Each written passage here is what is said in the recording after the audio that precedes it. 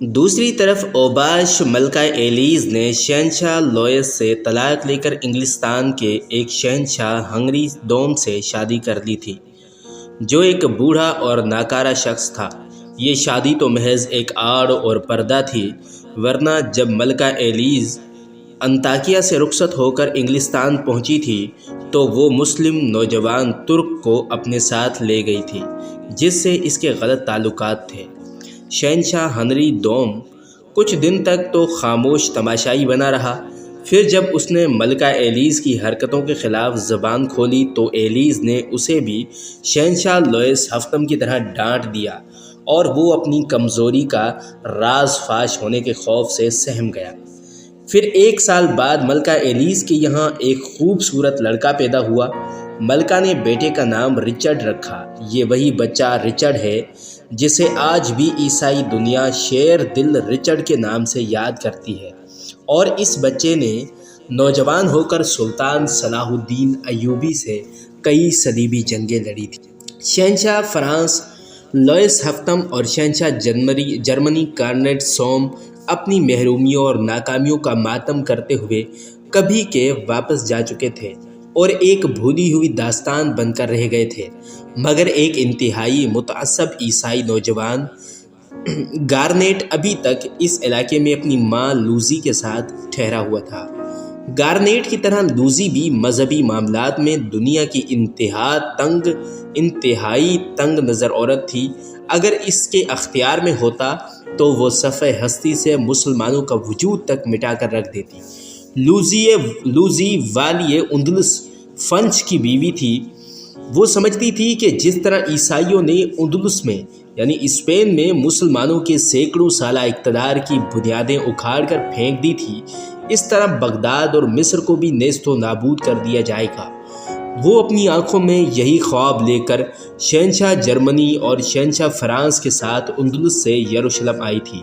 پھر جب شہنشاہ لوئس اور شہنشاہ کانرڈ دوسری صلیبی جنگ میں شکست فاش کھا کر واپس جا رہے تھے تو لوزی نے انتہائی تحقیر آمیز لہجے میں کہا تھا، یہ دونوں عیسائیت کی پیشانی پر ایک بدنما داغ ہے۔ یسوع مسیح ان پر زمین تنگ کر دے اور آسمان ان پر لعنت برسائے۔ لوزی کی اسلام دشمنی کا اندازہ اس سے کیا جا سکتا ہے کہ وہ اپنے دربار کے سارے عیش و آرام چھوڑ کر یروشلم میں کھانا بدوشیوں کی طرح پڑی ہوئی تھی اور روزانہ اپنے بیٹے کارنیٹ کے جذبات کو مشتعل کرتی رہتی تھی۔ میں اس وقت تک اندلس واپس نہیں جاؤں گی جب تک کسی مسلمان ریاست پر عیسائیوں کا قبضہ نہیں ہو جاتا۔ کارنیٹ اپنی ماں کی جذباتی تقریروں سے متاثر ہو کر مستقبل کی منصوبہ بندی کرنے لگا۔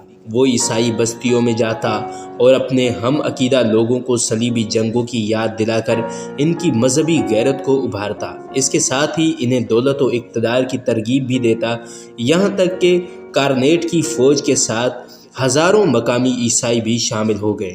پھر وہ برق رفتاری کے ساتھ حصن اریما کی طرف بڑھا۔ یہ قلعہ طرابلس کے عیسائی حکمراں کاؤنٹ آف ٹریپولی کی سلطنت میں شامل تھا۔ کسی کو بھی یہ امید نہیں تھی کہ ایک عیسائی لشکر دوسری عیسائی سلطنت پر حملہ آور ہوگا۔ یہی وجہ تھی کہ کاؤنٹ آف ٹریپولی اس صورتحال سے بے خبر تھا۔ پھر اسی بے خبری کے عالم میں اندلس کے شہزادے کارنیٹ نے حصن اریما کے قلعے پر قبضہ کر دیا۔ طرابلس کے حاکم کو اپنے ایک ہم قوم کی اس حرکت پر شدید اذیت پہنچی۔ اس نے کسی تاخیر کے بغیر اپنے ایک تیز رفتار قاصد کو یہ پیغام دے کر کارنیٹ کے پاس بھیجا، اس وقت عیسائیت شدید آزمائشی مرحلے سے گزر رہی ہے۔ ایسے سنگین حالات میں ایک عیسائی کو زیب نہیں دیتا کہ وہ اپنے ہم مذہبوں کو نقصان پہنچا کر انہیں انتشار میں مبتلا کرے۔ شہزادے کارنیٹ نے حاکم طرابلس کو سخت جواب دیتے ہوئے لکھا، اگر تم سچے صلیبی ہو تو میرے ساتھ مل کر مسلمانوں سے جنگ کرو یا پھر طرابلس کا تخت خالی کر دو۔ ایک بزدل مسیحی کو حکومت کرنے کا حق حاصل نہیں جو اپنے عیش و آرام پر قومی مفادات کو قربان کر دے۔ حاکم طرابلس جانتا تھا کہ مسلمانوں کے ساتھ جنگ کرنے کا انجام کیا ہوگا، اس لیے اس نے فوری طور پر سلطان نور الدین محمود زنگی کو خط لکھا: اگر میری حکومت کے تحفظ کی ضمانت دی جائے تو میں ذاتی طور پر اس بات کو پسند کروں گا کہ آپ آگے بڑھ کر حصن اریما کے قلعے پر قبضہ کر لیں۔ حاکم طرابلس نے اپنا اقتدار بچانے کے لیے نہایت دور اندیشی سے کام لیا تھا، اگرچہ وہ خود ایک فریب کار انسان تھا، لیکن اس حقیقت سے باخبر تھا کہ مسلمان وعدہ خلافی نہیں کرتا۔ اسی لیے حاکم طرابلس نے سلطان نور الدین محمود زنگی کو حصن اریما کے قلعے پر قبضہ کر لینے کی پیشکش کی تھی۔ وہ اچھی طرح جانتا تھا کہ اگر شہزادہ کارنیٹ کو نہ روکا گیا تو پھر اقتدار کے ساتھ اس کی زندگی کو بھی شدید خطرہ لاحق ہو جائے گا۔ اس وقت والی شام دمشق کے علاقے بالبک میں مقیم تھے۔ حاکم طرابلس کا پیغام ملتے ہی سلطان نور الدین زنگی ایک لشکر جرار لے کر حصن اریما کی طرف بڑھے۔ وزیر معین الدین نے بھی سلطان کا ساتھ دیا۔ مزید احتیاط کے طور پر سلطان نور الدین محمود زنگی نے اپنے بڑے بھائی سلطان سیف الدین غازی سے بھی فوجی امداد کی درخواست کی اور طرابلس کی طرف روانہ ہو گئے۔ سلطان نور الدین محمود زنگی کا لشکر طوفان برق و باد کی طرح اپنے ہدف کی جانب رواں تھا۔ وہ اندلس کے شہزادے کارنیٹ کو سنبھلنے کا موقع نہیں دینا چاہتے تھے۔ اسلامی لشکر نے طویل فاصلہ 3 دن میں طے کیا اور آگے بڑھ کر قلعے کا محاصرہ کر لیا۔ عیسائی فوجیوں نے مسلسل 4 دن تک قلعے کی فسیل پر کھڑے ہو کر تیروں کی ایسی بارش کی کہ اسلامی لشکر چند قدم سے زیادہ آگے نہ بڑھ سکا۔ اسی دوران سلطان سیف الدین غازی کا لشکر بھی آ پہنچا، جس کی قیادت والی جزیرہ امیر عزل الدین کر رہا تھا۔ آخر طویل غور و فکر کے بعد سلطان نور الدین محمود زنگی کے حکم پر مسلمان سپاہیوں نے قلعے کے جنوبی حصے میں بارودی سرنگ بچھانی شروع کر دی۔ شہزادہ کارنیٹ نے سلطان عادل کی جنگی حکمت عملی کو ناکام بنانے کے لیے اپنے ماہر تیر انداز جنوبی فسیل پر بھیج دیے۔ پھر دیکھتے ہی دیکھتے تیروں کی بارش تیز ہو گئی اور سینکڑوں مسلمان سپاہی اپنے خون میں نہا گئے، مگر بارودی سرنگ بچھانے کا کام جاری رہا۔ ایک فوجی کلمہ طیبہ پڑھتا ہوا شہید ہوتا تو فوراً ہی دوسرا سپاہی آگے بڑھ کر اس کی جگہ لے لیتا، یہاں تک کہ صلیبی تیر اندازوں کے بازو شل ہو گئے اور تیروں کا ذخیرہ ختم ہو گیا۔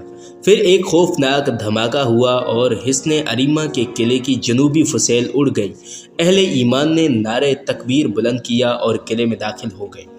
صلیبیوں نے کچھ دیر تک جم کر مقابلہ کیا، مگر جب ان کی بڑی تعداد موت کا لقمہ بن گئی تو قلعے میں ہر طرف عیسائیوں کی چیخیں گونجنے لگیں۔ ہر صلیبی عورت اور مرد پناہ مانگ رہا تھا، امان امان۔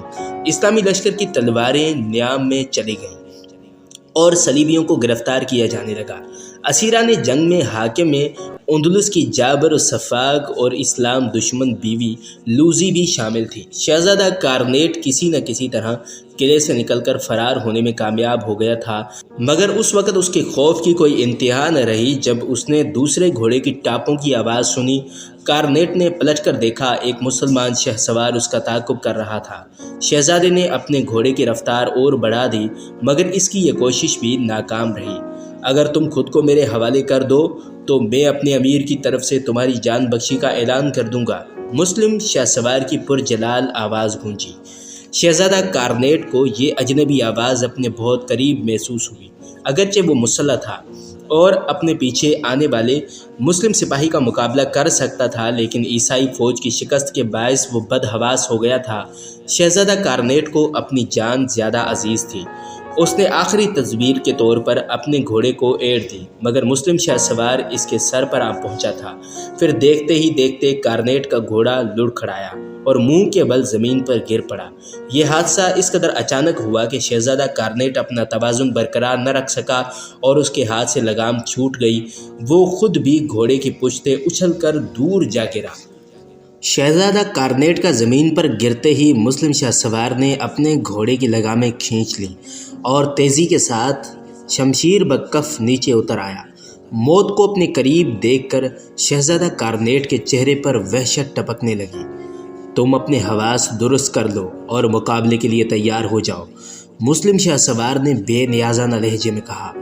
ہم لوگ اپنے دشمن پر پیچھے سے وار نہیں کرتے، تم بھی پیادہ ہو، میں بھی۔ یہ برابر کا مقابلہ ہے، اٹھو اور قسمت آزمائی کرو، دیکھیں قدرت کس کا ساتھ دیتی ہے۔ شہزادہ کارنیٹ کو اپنی بینائی اور سماعت پر یقین نہیں آ رہا تھا کہ کوئی دشمن اتنا وسیع القلب بھی ہو سکتا ہے۔ یہ موقع غنیمت جان کر اندلس کا شہزادہ تیزی کے ساتھ اٹھ کھڑا ہوا اور اس نے اپنے دشمن پر ایک بھرپور وار کیا۔ مسلم شاہ سوار نے انتہائی چابک دستی سے کارنیٹ کا وار روکا، پھر کچھ دیر تک دونوں شمشیر زن مختلف پینترے بدل کر اپنے داؤ آزما رہے تھے، یہاں تک کہ شہزادہ کارنیٹ کے دائیں ہاتھ پر کاری زخم آیا اور تلوار چھوٹ کر دور جا پڑی۔ مسلم شاہ سوار نے اندلس کے شہزادے کو ایک اور موقع دیا، مگر اب اس کا زخمی ہاتھ تلوار کا بوجھ اٹھانے کے قابل نہیں رہا تھا۔ پھر دیکھنے والوں نے دیکھا کہ مسلم شاہ سوار اپنے گھوڑے کی پشت پر تھا اور شکست خوردہ عیسائی شہزادہ لڑکھڑاتا ہوا گھوڑے کے ساتھ ساتھ چل رہا تھا۔ تمام صلیبی سپاہیوں کو پابہ زنجیر کرنے کے بعد شہزادہ کارنیٹ کی تلاش شروع ہوئی۔ سلطان نور الدین محمود کو بتایا گیا کہ وہ کسی خفیہ راستے سے فرار ہو چکا ہے۔ سلطان عادل نے فوری طور پر یہ فرمان جاری کر دیا کہ برق رفتار شاہ سواروں کا ایک دستہ مختلف راستوں پر نکل جائے اور شہزادہ کارنیٹ کو زندہ گرفتار کر کے سر دربار پیش کیا جائے۔ ابھی وہ شاہ سوار شہزادہ کارنیٹ کی تلاش میں نکلے ہی والے تھے کہ شہزادہ کارنیٹ مسلم سپاہی کے ساتھ قلعے میں داخل ہوا۔ پھر جب اندلس کا شہزادہ ندامت سے سر جھکائے ہوئے دربار میں حاضر ہوا تو سلطان نور الدین محمود کے ہونٹوں پر فاتحانہ تبسم ابھر آیا۔ یہ تبسم شہزادہ کارنیٹ کی اسیری پر بھی تھا اور اس شاہ سوار پر بھی جو اس جنونی صلیبی کو گرفتار کر کے لایا تھا۔ یہ مسلم شاہ سوار کوئی اور نہیں، سلطان نور الدین محمود زنگی کا مصاحب خاص یوسف صلاح الدین ایوبی تھا۔ پھر جب شہزادہ کارنیٹ اور اس کی ماں لوزی کے فیصلے کا وقت آیا تو نور الدین محمود کے تمام سرداروں نے بیک زبان کہا، ان دونوں فتنہ گروں کو سرے عام قتل کر دیا جائے اور ان کی لاشیں صلیبیوں کی عبرت کے لیے شہر کے چوراہے پر لٹکا دی جائیں۔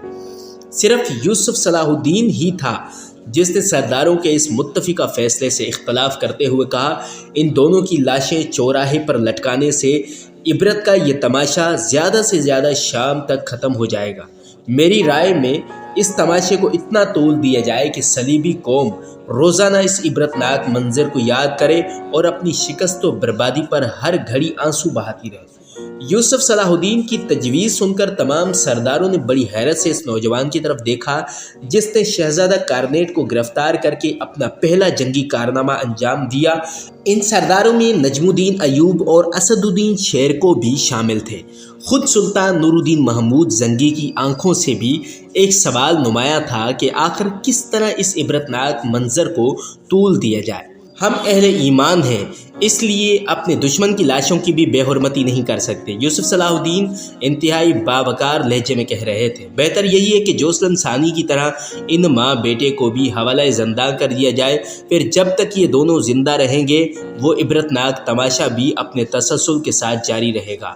سلطان نور الدین محمود زنگی نے اپنے مصاحب خاص کی اس تجویز کو پسند فرمایا اور ان کے ہونٹوں پر مسکراہٹ ابھر آئی۔ نجم الدین ایوب اور اسد الدین شیرکو کا سر بھی فخر سے بلند ہو گیا۔ یوسف صلاح الدین ایوبی صرف شجاعت ہی میں نہیں بلکہ فہم و فراست میں بھی اپنے ہم عمروں سے بہت آگے تھا۔